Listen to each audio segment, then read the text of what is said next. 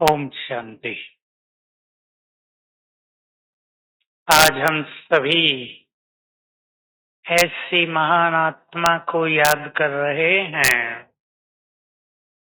जिन्हें भगवान भी बहुत याद करते थे और करते हैं। इस संसार में अनेक महान आत्माएं हुई हैं, ब्राह्मण परिवार में भी हैं, परंतु कुछ महान आत्माएं अपनी कुछ विशेषताओं के कारण सबके दिलों पर राज करने लगती हैं।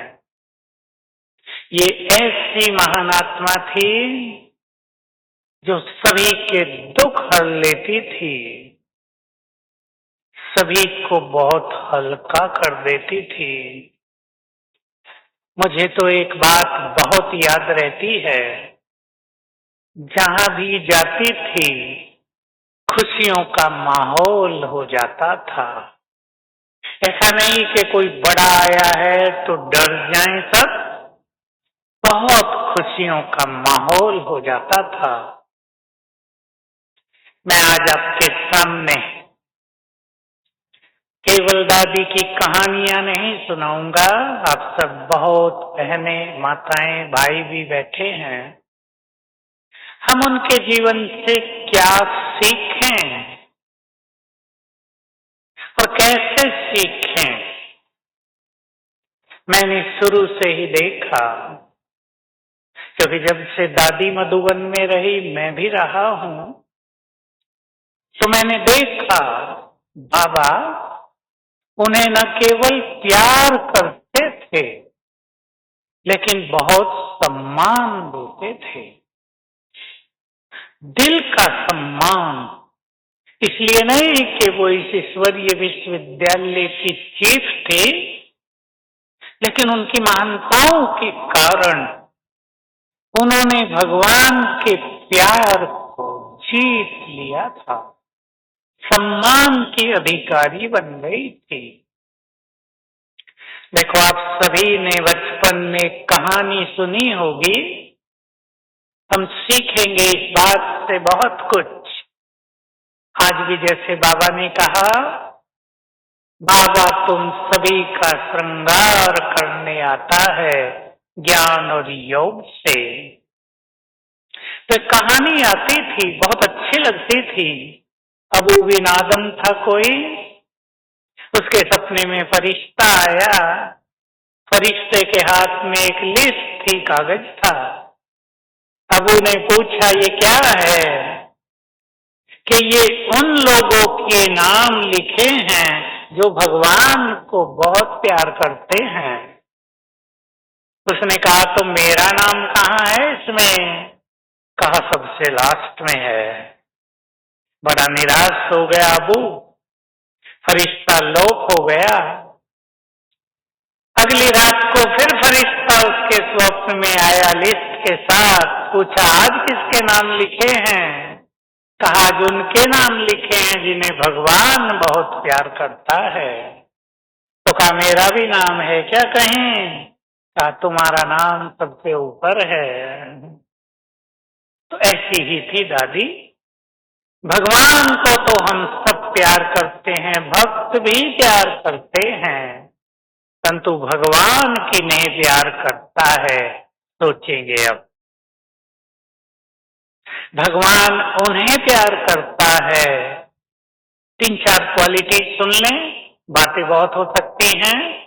जो बहुत रहम दिल हैं, जो बहुत परोपकारी हैं, जिनका चित्त बहुत पवित्र और निर्मल है, जो सभी को सुख देते हैं, सभी का बहुत ध्यान रखते हैं। ये कुछ क्वालिटी हैं, सिंपल। पवित्र आत्माएं तो प्रभु प्यार को आकर्षित करती हैं। हम सीखें जीवन में, हम उनके प्यार में मग्न भी रहना सीखें और वो भी हमें बहुत प्यार करे। बाबा ने बहुत सूक्ष्म राज बताया, सभी मूल्यों में सुनते होंगे। आज का वरदान भी बहुत ही सुंदर था। वो रहस्य है, जो आत्माएं देह से न्यारा बनकर रहती हैं, वे सभी के और बाप के प्यारे बन जाते हैं। बहुत ध्यान देंगे सभी। आपको अपने परिवारों में सबका प्यार चाहिए, सब आपको सम्मान की दृष्टि से देखें, तो ये दो ही धारणा है, देह से न्यारे तो सबके प्यारे, स्वमान में स्थित तो सबका सम्मान मिलता ही रहेगा। स्वमानधारी आत्मा को तो प्रकृति भी सम्मान देती है, स्वयं भगवान भी सम्मान देते हैं। बहुत ही गहरी बात है। अगर हम बहुत अच्छे स्वमान में स्थित हो जाते हैं तो बाबा भी सम्मान देते हैं, प्रकृति भी। तो ऐसी ही दादी में क्वालिटीज थी, बहुत रहमदिल। मुझे याद है, मैं उन दिनों सेवाधारियों को संभालता था।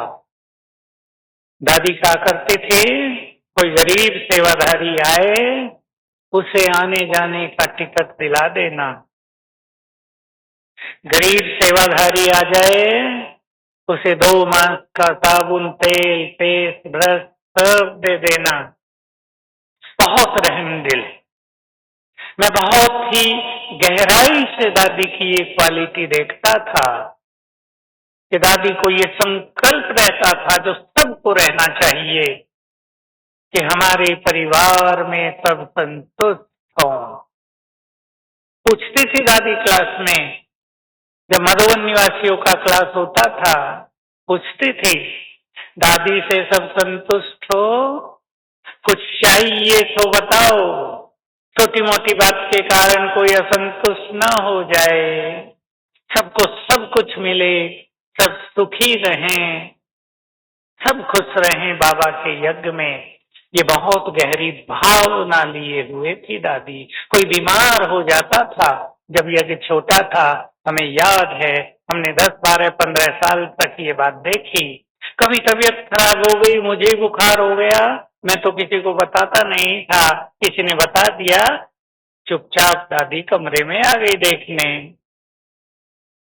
कभी बहुत बिजी है तो किसी और को भेज दिया, कभी मुन्नी बहन को भेजा, कभी मोहिनी बहन को भेजा, देख के आओ, दवाई मिल रही है, कोई खाना पहुंचा रहा है कमरे में, कोई उसको देख रहा है। जैसे माताएं अपने बच्चों का ख्याल रखती हैं, दादी भी अपने परिवार का ऐसे ही ख्याल रखती थी। बात छोटी लग सकती है किसी को, लेकिन एक बड़े परिवार में ये श्रेष्ठ भावना रखना बहुत महत्व की बात है। बहुत रहमदिल, सबसे बहुत प्यार, सबको संतुष्ट करने की नेचर, स्वमानधारी। आप सब रोज सुन रहे होंगे, आज भी सुनेंगे। चीफ होते हुए दादी अहम से मुक्त थी। इस बात की तो महिमा स्वयं बाबा ने मुरली में की थी उनकी। 3 की थी महिमा। गुलजार दादी, प्रकाशमणि दादी, जानकी दादी। पतन में मर्ज किया था और बताया था कि ये तीनों महान आत्माएं मैंपन से मुक्त हैं। जो गुलजार दादी को बाबा कहा करते थे, बहुत सेवा की है तुमने बच्ची, तो वो हमेशा कहती थी, एक फीलिंग ही थी उनको कि मैंने नहीं किया, ये तो आपने किया है। इस रहस्य को समझ लेना कि बाबा हमारे द्वारा सब कुछ कराता है, वो हमें शक्तियां देता है। जैसे आज बाबा ने कहा, नोट किया होगा सभी माताओं ने भी, जो बाबा की मोहब्बत में रहते हैं उनकी सब मनोकामनाएं पूर्ण हो जाती हैं। जो भक्ति में भी हमारी मनोकामनाएं पूर्ण करता आया, क्या वो अब नहीं करेगा? हम उसके प्यार में मग्न होना सीख लें, और मग्न होने के लिए केवल बाबा की महिमा करना नहीं, सभी बहनें सीख लेंगी। उससे मुझे क्या क्या मिला, ये लिस्ट बना लो, भले लिख लो इसे और उसे याद किया करें, बाबा को शुक्रिया दिया करें, उसके प्यार में मन तल्लीन हो जाएगा। केवल महिमा करने से नहीं कि बाबा आप ज्ञान के सागर हो, लेकिन आपने हमें ऐसा सत्य ज्ञान दिया कि जन्म जन्म की प्यास बुझ गई, चित्त का अंधकार मिट गया, सच्ची राह मिल गई। हम तो भटक रहे थे, तीसरा नेत्र मिल गया, जीवन जीना सिखा दिया, आपको बारंबार शुक्रिया। तो प्यार में मग्न होते जाएंगे। दादी की जो विशेष क्वालिटी थी, जो दादी अपने मुख से भी वर्णन करती थी, प्योरिटी। खुद कहती थी कि जीवन में मेरी दृष्टि किसी देहधारी की ओर नहीं गई। खुद कहती थी दादी। एक सुंदर वृत्तांत सुना देता हूं, मैंने कभी कभी सुनाया है, घटनाएं तो बहुत हैं, माताएं बहुत नई भी आई हैं, आप लोगों ने नहीं सुनी ये बातें। मधुवन में सन्यासियों का एक कॉन्फ्रेंस हुई थी, बहुत सारे महामंडलेश्वर आए, शंकराचार्य भी आए थे, अच्छे बड़े बड़े सन्यासी महंत और विद्वान लोग आए थे। उन्हें सारा मधुवन दिखाया जा रहा था, तब ज्ञान सरोवर और शांतिवन नहीं बना था, तो दादी खुद उन्हें सारा मधुवन घुमा रही थी। तो एक महामंडलेश्वर जो बुजुर्ग था, उसने दादी का हाथ पकड़ के चलने लगा और मेडिटेशन हॉल की सीढ़ियां चढ़ते ही हैं। दादी ने सोचा ये बुजुर्ग है इसलिए इसने मेरा हाथ पकड़ा है, उसको सहारा दे के थोड़ी सी सीढ़ी है 10 चढ़ाने लगी, सब दिखाया। लास्ट में सभी सन्यासी बैठे, केवल सन्यासियों को यात्रा कराई जा रही थी, सब हिस्से हॉल में बैठे। तो उस सन्यासी ने क्या कहा, उसे रहा नहीं जा रहा था, वो बिना अपना नंबर आए ही बोल उठा कि आज दादी से मुझे वंडरफुल अनुभव हुआ। क्या हुआ? मैंने जानबूझकर दादी का हाथ पकड़ा और दादी के हाथ से मुझे इतने पवित्र वाइब्रेशंस मिले। मैं सोचने लगा ऐसे वाइब्रेशंस तो किसी देवी में भी नहीं होते। मेरा सारा शरीर झंकृत हो गया। तो देखिए ये एक पवित्र आत्मा की पवित्रता जो संसार के लिए वरदान है, इसलिए ऐसी महान आत्माएं सारे विश्व के लिए वरदान होती हैं। उनकी संसार में उपस्थिति ही संसार को सहारा देती है, अनेक आत्माओं को निष्पाप बना देती है और देवकुल की आत्माओं को आकर्षित करती है। सभी याद रखेंगे ये बात। हमारे चेहरे पर जितनी पवित्रता आएगी, जितनी शांति आएगी, जितना देवत्व आएगा, हम देवकुल की आत्माओं को आकर्षित करेंगे, हमारी सेवाएं बहुत बढ़ेंगी। जिन माताओं के घर में गीता पाठशालाएं हैं वो भी इस बात पर ध्यान दें, मन वचन बोल की पवित्रता सेवा वृद्धि का साधन है। मैं बहुत सिखाता हूं एक बात विशेष बहनों को, आप सभी ने सुना है फिर सुन लें। जिन्हें बंधन है, जिन्हें धारणाओं के बंधन हैं, वे सवेरे उठते ही 7 बार याद किया करें, मैं मास्टर सर्वशक्तिवान हूं, बंधन मुक्त हूं, बंधन मुक्त हूं।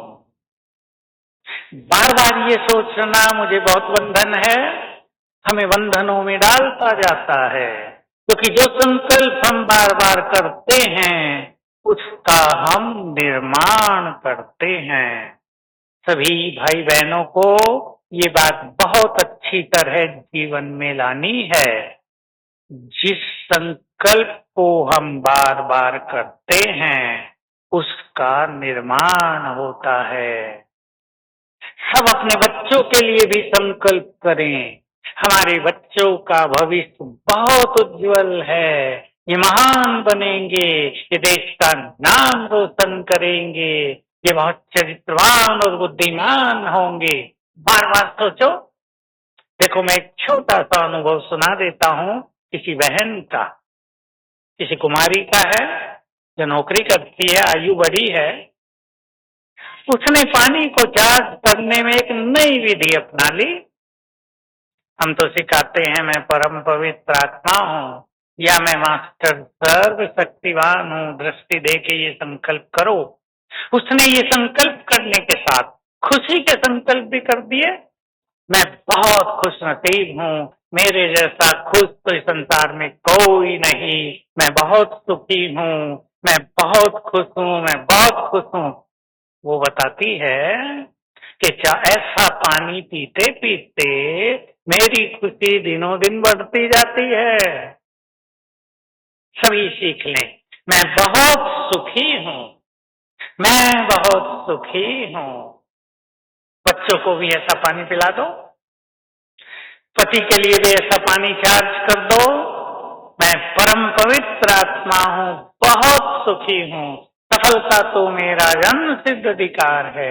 वैसा इफेक्ट जीवन पर होने लगेगा। तो अपनी प्योरिटी को, सबको बहुत अच्छा बढ़ाना है और इसके लिए मैं आप सभी को एक स्वमान देता हूं।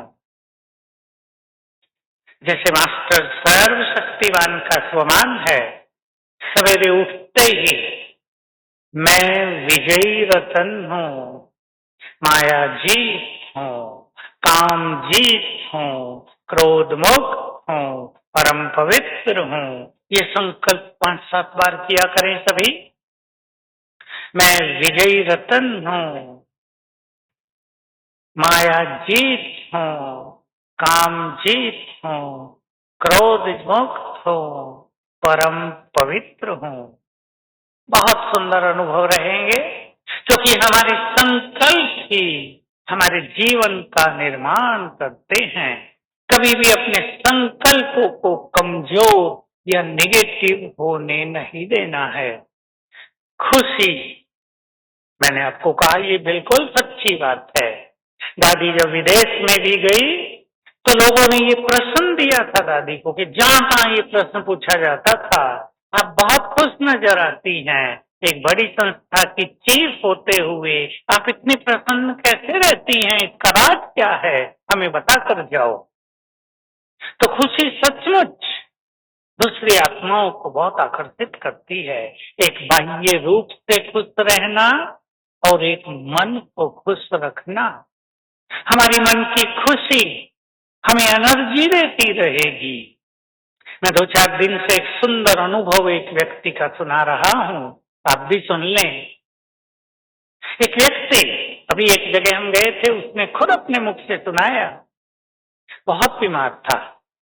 कहा अगर मैं 10-20 कदम चलता था तो इच्छा होती थी बैठ जाऊं, लेट जाऊं, चला ही नहीं जा रहा है। हमारा वहां जाने का प्रोग्राम बना, बहनों ने उन्हें कहा तुम्हारे घर में रखना है उन्हें। उसे इतनी खुशी हो गई, भाई जी मेरे घर में रहेंगे, और आप समझ लें इस खुशी से वो तत्काल ठीक हो गया। बहुत ही सुंदर अनुभव उस व्यक्ति का रहा। हम जितने खुश रहेंगे, जितने मन को शांत रखेंगे, उतना ही बीमारियों से मुक्त रहेंगे। कल भी किसी का फोन था, ज्ञान में तो नहीं है वो बहन ज्यादा, लेकिन सुनती रहती है पीस ऑफ माइंड पर प्रोग्राम। मेरे से पूछा होगा कभी, मुझे तो याद नहीं रहता, मैंने उसको बीमारी से मुक्त होने की यही बातें बताई होंगी। कहा मैं जब खुश रहती हूँ, स्वमान का अभ्यास करती हूँ, बीमारी नहीं होती, और जैसे कोई बात आई और मैंने सोचना शुरू किया तो फट से बीमार हो जाती हूँ। फिर मुझे याद आता है तुम खुश रहो, फिर मैं खुश होती हूँ, बीमारी भाग जाती है। प्रेम और खुशी ने रोगों को ठीक करने की सबसे ज्यादा ताकत है, हीलिंग पावर है। सबको खुश रहने की कला में परफेक्ट होना है। मैं दो चार बातें सुना देता हूं आपको और आप उस पर ध्यान देना। पहले ये मान लें कि खुशी हमारे जीवन का बहुत बड़ा खजाना है। जैसे माताएं अपनी किसी कीमती वस्तु को, किसी ज्वेलरी को बहुत संभाल के रखती हैं, रखते हैं या नहीं? सभी रखते हैं, भाई भी माताएं भी। कोई बहुत कीमती चीज हो, हम उसकी बहुत केयर करते हैं। हमारे पास घड़ी बहुत सुंदर हो, हम उसका बहुत ध्यान रखते हैं।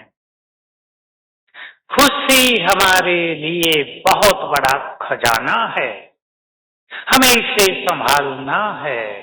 पहला चिंतन सभी ध्यान देंगे। अब इसके लिए एक विशेष बात, पहली, सबसे भारी पड़ता है मनुष्य पर बातों का प्रभाव। ध्यान दें सभी। किसी ने कुछ कहा, कोई बात हो गई, कोई छोटी मोटी समस्या आ गई और सोचकर हमने अपनी खुशी को नष्ट कर लिया। अब सोचना है, अभी चिंतन करें, अभी चिंतन करें, मेरी खुशी कीमती है या वो बात की कभी कभी वैल्यू ही नहीं होती और हमसे छोटी बातों से अपने खजाने को नष्ट कर देते हैं। ध्यान दें, मैं फिर रिपीट कर रहा हूं, खुशी बहुत बड़ा खजाना है, हमें इससे स्वयं को भरपूर करना है।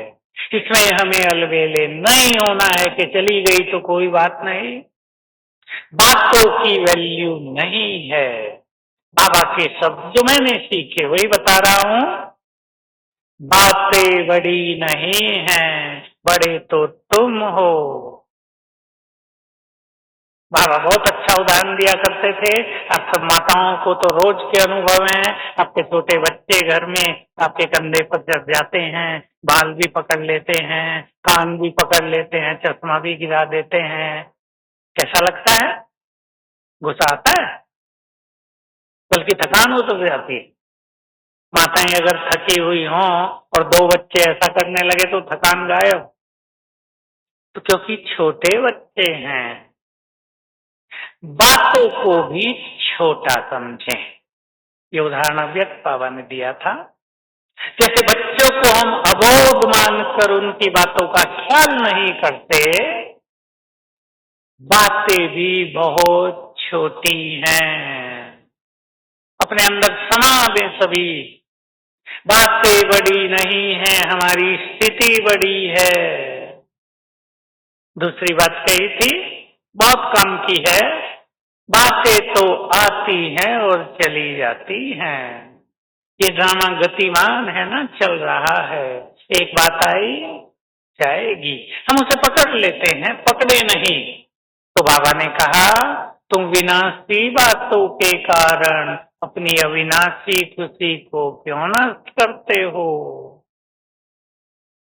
तो सभी माताएं इस भट्टी में आकर संकल्प करने, बातों को महत्व नहीं देना है, बातों को बढ़ाना नहीं है, बातों को हल्का करना है, ये कुछ नहीं है। कुछ भी याद ना आए, ये बातें बड़ी नहीं है, मेरा बाबा बड़ा है। कोई अपमान भी करता हो, मुझे बहुत अच्छी बातें मिली थी इस जीवन में, योगियों का कभी अपमान होता ही नहीं। जिन्हें भगवान सम्मान देता हो, सोच लो, मनुष्यों का अपमान उनका क्या करेगा? ये बाबा की बातें हैं। बाबा ने कहा साकार में भी, बच्चे तुम्हें तो भगवान सम्मान दे रहा है, मनुष्यों से मान लेकर क्या करोगे? बहुत काम आएंगी ये बातें। तो बातों को तूल नहीं देना है, सभी भाई बहनें इस बात को अच्छी तरह ले लें। पास्ट में जो कुछ हो गया उन बातों को पकड़कर नहीं रखना है। कोई आपसे बुरा व्यवहार कर दे, उसके शब्दों को याद नहीं रखना है, बाबा के शब्दों को याद रखना है। बहुत ध्यान दें, मुरली जो रोज चलती है उसमें से कुछ अच्छे शब्द अंदर ले जाओ तो दूसरों के शब्द असर ही नहीं करेंगे। और जब दूसरों के शब्द अब अंदर रख लेते हैं तो बाबा के शब्द बाहर निकलते रहते हैं। मुझे बहुत अच्छी एक बात कुछ दिन से याद आती है, मैंने उस दिन भी सुनाई होगी आपको। जो मुरली से प्यार करते हैं उन्हें भगवान का प्यार मिलता है, जो मुरली से प्यार करते हैं उसका रस लेते हैं उन्हें बाबा की मदद मिलती है, दृष्टि मिलती है, वो भगवान की नजरों में रहते हैं। जब उन पर कोई कष्ट आता है तो बाबा ऊपर बैठकर अलर्ट हो जाता है उन्हें मदद करने के लिए। बहुत याद रखेंगे इस बात को। तो बातों को महत्व न देकर अपनी खुशी को महत्व देना है। तो हमें बहुत खुश रहना है, इसके लिए ज्ञान थोड़ा थोड़ा चिंतन जरूरी है। बहुत माताएं कहती हैं हमसे तो चिंतन होता नहीं, हम तो पढ़ी लिखी नहीं, हम तो बिजी हो जाते हैं, चिंतन रुक जाता है। चिंतन का कुछ लिखना नहीं। मैं आपको एक उदाहरण देता हूं। आपको कोई व्यक्ति गलत बात बोल गया, क्या उसका सारा दिन चिंतन नहीं चलता? लिखते हैं क्या? कहते हैं क्या मैं पढ़ी लिखी नहीं हूं? चिंतन चलता रहता है, इसको ही चिंतन कहते हैं। ज्ञान की दो पावरफुल बातें रोज याद रख लो। और सबसे अच्छा तरीका है कि मुरली के बाद जब योग होता है ना 3-5 मिनट, उसमें मुरली की कुछ बातें भी अंदर में रिपीट कर लें, वो याद रहेंगी। अगर ऐसा नहीं होता 2-3 बातें लिख लें, उन्हें 2-4 बार पढ़ ले दिन में, धीरे धीरे आदत हो जाएगी। एक अभ्यास मैं आपको दे रहा हूं, आपको योग में भी बल मिलेगा। जो माताएं 1-2 साल से ज्ञान में हैं उनको भी बहुत अच्छा लगेगा। वैसे तो वो सब के लिए है। मैं आत्मा स्वराज्य अधिकारी हूं। केवल इतना ही नहीं, आगे मैं मन बुद्धि की मालिक हूं। अपने को ये संकल्प दें अच्छी तरह, हे मन मैं तुम्हारी मालिक हूं। हे बुद्धि तुम मेरी बुद्धि हो, मैं तुम्हारी मालिक हूं। मुरली सुनने से पहले कर लेना, हे मेरी बुद्धि जो बाबा अब सुनाए तो सबको धारण कर लेना। और रिजल्ट देखना, रोज करो 2 बार, ज्यादा नहीं, 2 बार कर लो। सवेरे याद आ जाए सवेरे कर लो, मुरली से पहले करने की तो आदत बना लें सभी। दिन में शाम को कभी याद कर लें, हे मेरी बुद्धि मैं तुम्हारी मालिक हूं। जो अच्छी बात मैं सारा दिन सुनूं उन सबको ग्रहण कर लेना, और बुरी बातें कानों में पड़ जाएं उन्हें रिजेक्ट कर देना। बुद्धि ऐसा ही करने लगेगी। हे मेरे मन तू मेरा गुड फ्रेंड है, मित्र है, अब शांत हो जाओ, बहुत भटक लिए, अब एकाग्र हो जाओ। हे मेरी बुद्धि मैं तुम्हारी मालिक हूं, तुमने अपने में बहुत गंदगी भर ली है, अब निकालो सब गंदगी, इसमें अमृत भरो, वरदान भरो, शक्तियां भरो। रिजल्ट देखना, आप 7 दिन करने के बाद ही आपको महसूस होगा बुद्धि मेरी बात सुनने लगी है। 21 दिन करने के बाद बहुत अच्छे अनुभव हो जाएंगे। 2-4 मास कर लो, जीवन इसी से बदल जाएगा। मन और बुद्धि आपका कहना मानेंगी। और जो स्वयं पर राज करने लगता है उसको ज्यादा कुछ करने की जरूरत नहीं पड़ती। जो स्वयं के राजा बन गए वे संसार में बहुत शक्तिशाली बन जाते हैं। हवा को भी रोकने की सामर्थ्य उनमें आ जाती है। खुशी बढ़ानी है, खुशी खजाना है।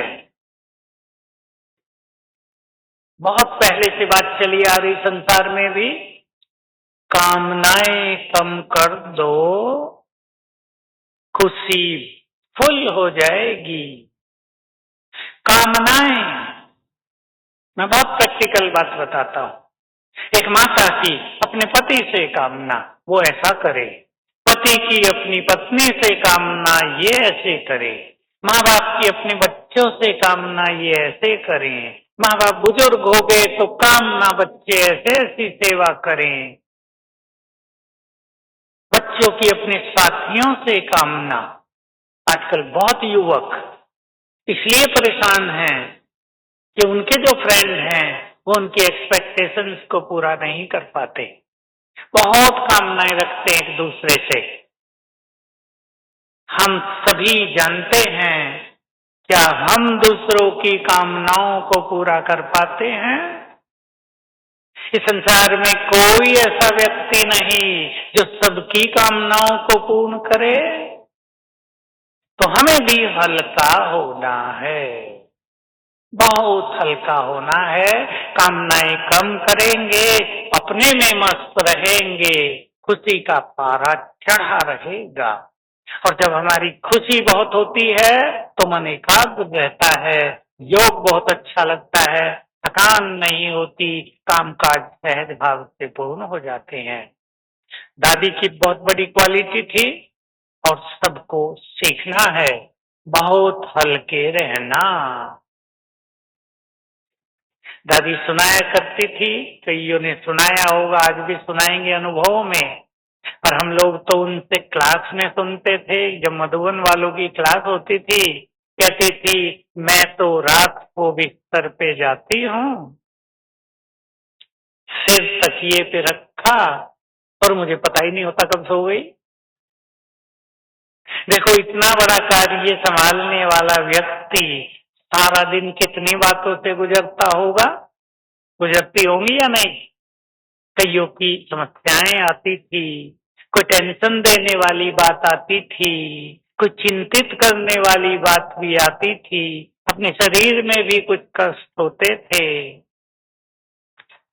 लेकिन बहुत सरल चित्त, तो जो व्यक्ति सरल चित्त होता है उसको नींद भी जल्दी आती है और उसके संकल्प व्यर्थ नहीं जाते। क्या है ये सरलता? सभी माताएं भी सरल हो जाएं और साक्षी हो जाएं। सरलता क्या है? सहज भाव से जीवन जीना, सहज भाव से समस्याओं को देखना, सहज भाव से व्यवहार में आना, सहज भाव से कर्म करना। शुरू करेंगी सभी माताएं अपने घरों में सारा दिन जो काम करने होते हैं सहज भाव से करें। आपको सफाई करनी है, रोज सफाई करनी है, 2-2 बार सफाई करनी है, सहज भाव से करो। और सहज भाव का तरीका है जो आज के वरदान में था, मैं आत्मा बातों के द्वारा सफाई कर रही हूं। ये प्रैक्टिस नेचर को सरल बना देती है। कई लोगों की समझ में नहीं आता कि अपने स्वभाव को सरल कैसे बनाएं। आज इसका उत्तर था वरदान में, मैं आत्मा इन आंखों से देख रही हूँ, मैं आत्मा कानों से सुन रही हूँ, मैं आत्मा हाथों से सफाई कर रही हूँ। सरलता आ जाएगी आप ही। भोजन आप बनाएं, जल्दी में नहीं, टेंशन में नहीं, बहुत सहज भाव से। बहुत याद रखना है ये बात, बाबा ने मुझे कही थी जब मैं भोजन बनाता था यज्ञ में। अब मुझे आता तो नहीं था, मैंने सीखा था, तो सीखने में थोड़ी बुद्धि भी जाती थी क्योंकि सिंधी भोजन सीधा साधा नहीं होता। तो बाबा ने मुझे कहा था एक बार, अगर प्यार से और योगयुक्त होकर भोजन बनाया जाए, बहुत गहरी बात कही थी, तो एक बार भोजन बनाने का फल उतना ही मिलता है जितना 1000 आत्माओं को ईश्वरीय संदेश देने का। मुझे बहुत खुशी हुई थी कि इतना बड़ा कार्य है ये। माताएं प्रेम और योग युक्त भोजन बनाकर प्रेम से और योग युक्त अपने परिवारों का कल्याण कर सकती हैं। सबको इच्छा होती है ना हमारे बच्चे भी ज्ञान में चलें, अच्छी इच्छा है, शुभकामना है, पति भी ज्ञान में चले, सास ससुर भी ज्ञान में चले, हमारा घर देवताओं का घर बन जाए, हमारे घर में आनंद हो जाए, सब महान विचारों के धनी बन जाएं, सब पवित्र आत्मा रहे हमारे घर में। तो ये जिम्मेदारी माताओं की है, ऐसा भोजन खिलाओ। भोजन कोई छोटी चीज नहीं है, मनुष्य युगों से भोजन ले रहा है। भोजन सीधा शरीर में जाता है, अन्न मन को प्रभावित करता है, अन्न बुद्धि को प्रभावित करता है, आत्मा को पवित्र बनाने में बहुत बड़ा काम करता है। हम सब जानते हैं, खा के ही तो बहुत लोग बीमार हो रहे हैं या नहीं। लोग कहा करते थे भूखा व्यक्ति नहीं मरता, ज्यादा खाने वाला जल्दी मरता है। हम बचपन से सुना करते थे, हरिश्चंद्र की कहानी सुनते थे ना, 22 दिन भूखा रहा, 23वें दिन भोजन आया तो भी मांगने वाला आ गया तो उसने दे दिया। तब कहा जाता था कि भूख से मनुष्य नहीं मरता। तो देखो अन्न का प्रभाव कितना जबरदस्त होता है देह पर, मन पर, बुद्धि पर, आत्मा पर। तो सभी भाई भी भोजन खाते हुए ध्यान रखेंगे और माताएं इस समय को विशेष महत्व दें, सरल चित्त होकर बनाएं। जल्दीबाजी में नहीं काम उतारना है। जो माताएं जॉब पर जाती हैं उनको ये कठिनाई होती है, जल्दी जल्दी जाना है, बच्चों को तैयार करना है, टिफिन बनाना है, पति के लिए भी नाश्ता तैयार करके जाना है। लेकिन ये बात ध्यान रखनी है, अटेंशन, जितना सहज भाव से काम करेंगे काम उतना ही जल्दी पूरा हो जाएगा। बहुत जल्दी जल्दी करेंगे, टेंशन में करेंगे, आधा ध्यान उधर आधा इधर, आधे घंटे की बजाय पौना घंटा लग जाएगा उसी काम में। तो सरल चित्त बनना है सबको, बहुत सहज भाव से काम करना है। तो दादी जी की ये सब क्वालिटीज की बहुत अच्छी अच्छी मुझे तो साथ रहने को मिला। रोज सवेरे पहली पहली अपॉइंटमेंट मेरी होती थी दादी से। मुरली से दादी गई, मैं पहले ही पहुंच जाता था उनके ऑफिस में, कमरे में। तो सबसे पहले वो मुरली से आके मुझे मिलती थी क्योंकि किचन का सारा प्रोग्राम लेना देना होता था। तो बहुत महानताएं हमने उनमें देखी। तो हमारे बीच एक ऐसी महान आत्मा थी जिसने संसार को बहुत दिया और आज तो हम सभी उनकी उपस्थिति अनुपस्थिति महसूस करते हैं। अभाव फील होता है कि एक महान आत्मा जैसे वो सबका ध्यान रखती थी, सबको सिखाती थी। हम तो बहुत छोटे आए थे, 18-19 साल के, कुछ भी नहीं जानते थे, सब कुछ सिखाया। हम तो अपना बिस्तर ठीक करना भी नहीं जानते थे, कंबल ऐसे ही डाल के आ जाते थे। दादी चुपचाप रूम में पहुंच जाती थी सबके और देखती थी सबने बिस्तर तो ठीक किए ही नहीं, प्यार से सिखाती थी ऐसे ऐसे अपना बिस्तर तैयार करके बाहर निकलना चाहिए। हम लोगों ने सीख लिया फटाफट, सिखाने का भाव। तो ऐसी महान आत्मा जिसकी मिसिंग अब हम सबको होती है, फील होती है। कार्य भी बहुत सुचारू रूप से चलाती थी, सिखाती भी थी, कार्य पे बहुत ध्यान देती थी, सब कार्य परफेक्ट था। मुझे याद है वो खुद किचन में कई बार आती थी, सबको भोजन मिल रहा है, सबको ठीक हो रहा है, ऐसे तो नहीं किसी को नहीं मिल रहा है। ये केयरिंग नेचर जैसे आप सब माताओं की होती है, केयर करते आप अपने बच्चों की, दादी भी इसीलिए जगत माता बन गई। विश्व में उनका बहुत नाम था, विश्व की दादी उनको लोगों ने स्वीकार किया था यूएन में भी। तो हम ऐसी महान आत्मा के परिवार के वंशज हैं, हम मेंबर्स हैं उनके परिवार के। हम सभी भी उनके जीवन चरित्र से बहुत कुछ सीखकर अपने को वैसा ही बनाएं और अपने जीवन को श्रेष्ठ, योग्य युक्त, बहुत सरल चित, खुशी से संपन्न, महानताओं से भरपूर करें। तो यही उनके प्रति सच्ची श्रद्धांजलि है। फूल तो सभी चढ़ाते हैं, पर हमारा पुष्पार्पण यही है कि हम अपने जीवन को सजाकर दिखाएं, उनको फॉलो करें, उनके पद चिन्हों पर चलें। तो ये बहुत सुंदर श्रद्धांजलि होगी। ओम शांति।